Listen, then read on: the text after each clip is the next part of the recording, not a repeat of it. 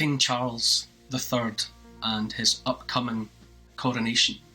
I think we're only about a month away from it now. It's a big event. We haven't had a coronation in this country for 70 odd years. Not since his mum, Queen Elizabeth II, back when the Prime Minister was Winston Churchill. So it's been a long time coming. And there was some coverage. It seemed to suggest that, let's say King Charles is in talks with the Church of England about some of the content of his upcoming oath, because he has to swear an oath, the coronation oath. I very much doubt that there's any genuine ruckus. They might be trying to portray it as the Archbishop of Canterbury holding the line and flying the flag for the faith. But I very much doubt whether Justin Welby, Archbishop of Canterbury, cares a jot whether Charles swears or does not swear to defend the faith. But so there's rumblings of something or other, some sort of bumping of heads on account of... we all know, it was reported years ago, wasn't it, that Charles said that when the time came he wanted to be defender of all faiths. His duty as the constitutional monarch is to uphold the Church of England, but he wants to be defender of faiths in plural, which it's the addition of a single letter S, but it matters a great deal, because the coronation oath is foundational to his coronation and to his existence as a constitutional monarch. There's no getting away. We're only 4 weeks out from the event, and there's no word yet on what he will say, what oath he will take. But there's just no denying that Charles, he pinned his colours to the mast, so to speak, long ago. He's supposed to be he's the sovereign, but we are all sovereign. He is the first sovereign, first among equals.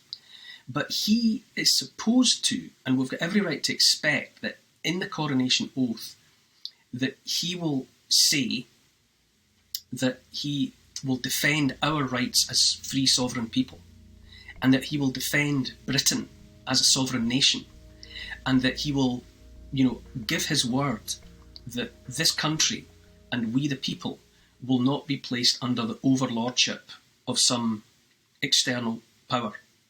We are an independent entity, and he, as the sovereign, swears to protect our freedoms and rights as sovereign individuals. But he's compromised. He is compromised because, he launched the Great Reset.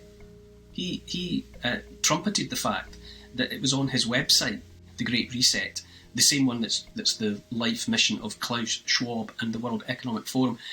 Charles had that on his royal website as soon as anybody had it anywhere.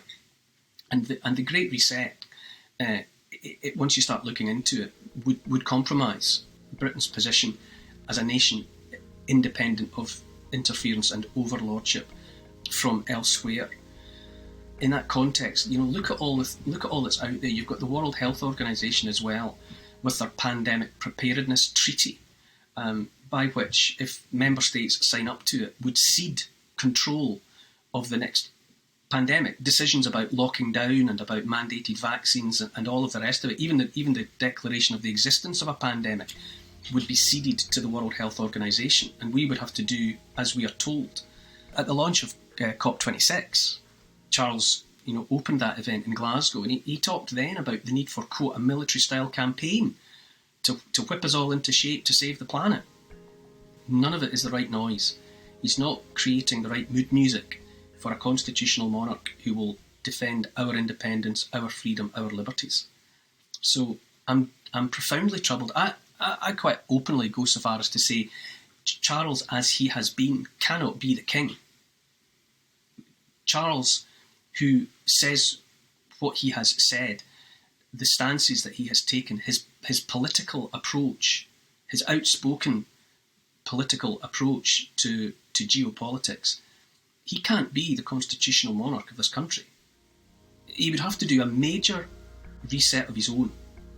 He would have to take back what he has said publicly before and say that in future he will act as and be committed to the role of a constitutional monarch, because for years he has made it quite plain that is not the way he thinks. So I don't think Charles can be king. Well, he can be king, but he can't meaningfully be a constitutional monarch within a constitutional monarchy. I keep thinking about, there's an episode of, very early on in Blackadder Series 1, I think it was, the Rowan Atkinson thing, where it's on the night before Prince Edmund's wedding, and you hear a sheep baaing in his bedroom, and his mother, the Queen, says, "It's not the sheep I mind, Edmund, it's the lying." I think about that all the time. I object most strenuously to being lied to being told one thing while other things are done. It's that line as well from the outlaw Josie Wales. Don't piss down my back and tell me it's raining. I'm fed up being told by authority figures that the world is one way, when in fact it's increasingly plain to see that the world is quite different, that it's quite something else entirely. And I think in the context of, Charles and the rest of them, I think about, finally, the third allusion I will draw is from Only Fools and Horses, and Trigger's broom. You remember that episode when he says that he's been given a medal by the council for his work as a street sweeper, and he says that for 20 years he's had the same broom. And then when Dell and the rest of them talk to him about it, it transpires that it's had 17 heads and 14 handles in 20 years. But he still considers it to be the same broom. Britain is Trigger's broom. They're inviting us to imagine that it's still the same entity that it always was. But it's not. The Britain I grew up in is gone. It is no more. It has ceased to be. It's quite a different place. And it's been made different by the decisions taken and the legislation passed by the powers that be. This is a very different place now. And I am just sick and tired of being treated as though I haven't noticed the difference. It's not the sheep I mind, it's the lying. I think the time has come. When we need to back the powers that be into a corner and leave them no option but to tell us the truth. They need to turn around and look us in the eye and say, it's a whole different Britain now. We've made it different. And if you don't like it, you can do one. I want to push them into having no option but to simply tell us the truth. The nitpicking laws that they invited themselves to make over the last couple of years, along with the draconian attacks on our freedoms and liberties, they did all of that, and at the same time they seemed to be allowing themselves the delusion that none of us noticed. But we can see what they have been up to. We can see the radical alterations they have made to our freedoms and our liberties. And the coronation in a month's time, and the coronation oath that will be taken by King Charles, we know that it's all going to be about profound change. And the time has come when the powers that be have to be forced to tell us the truth. That there's a new sheriff in town, and that it's all different. Treat us with respect, at least, and tell us, fess up, admit that they have changed everything. That's the way. That. Look at the West. The West, we amount to just 13% of the population of the planet, right? And the West is being dismantled. Britain, North America, Europe, it's being taken apart bit by bit before our eyes. The destruction of the Nord Stream pipeline, energy poverty for Germany, and thereby other parts of Europe, the foreshadowing of food shortages, the suicide note of net zero. All of that is simply deliberately taking the West apart. And the other 87% of the population must look on at the West and just either they must be chin on chest in shock or laughing up their sleeves at what's going on here. Because what's happening in the West, what the West is doing to itself, vowing to do, is only going to affect the West. The other 87% of the world will carry on as before. And our suicide in the face of it all will have made not a jot of difference. And we're just looking on at this. The corruption in the United States, Biden and the Democrats. Do you know that by the end of campaigning for the 2020 election, the Democrats had spent $8.4 billion on electioneering? $8.4 billion. $400 million from Mark Zuckerberg at Facebook alone. But the Democrats spent on the 2020 election more than the GDP of several African nations, just on electioneering. Look at in Britain, Rishi Sunak, our Prime Minister, he pays a lower rate of tax on his millions of earnings than most working people do. And he's the Prime Minister. And he knows that we know that. And the middle classes in this country are getting poorer and poorer under his watch. We're more taxed than any population in 70 years. Everyone can see their living standards in a spiral downwards. Everything is getting worse. People are getting poorer. We're going into energy poverty. We're going into food shortages.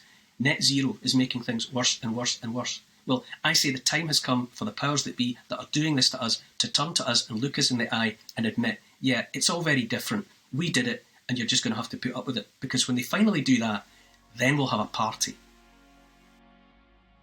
Does King Charles's oath have any legal power? That's a good question. Legal, lawful. The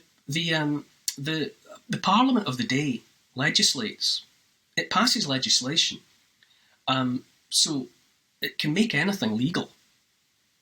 That's a fact, because we have been walked into the very situation that Magna Carta 1215 was framed to prevent, which is to say, Magna Carta 1215 sought to make it impossible for the people who draft the laws and pass the laws to also have the power to impose the laws and declare what the punishments will be for breaches of those laws. Because if Parliament has all of those powers in its hands, then that is a textbook definition of tyranny. Parliament is supposed to draft the laws and enact the laws, but the people, via the jury, are supposed to have the power to judge the justice of the laws.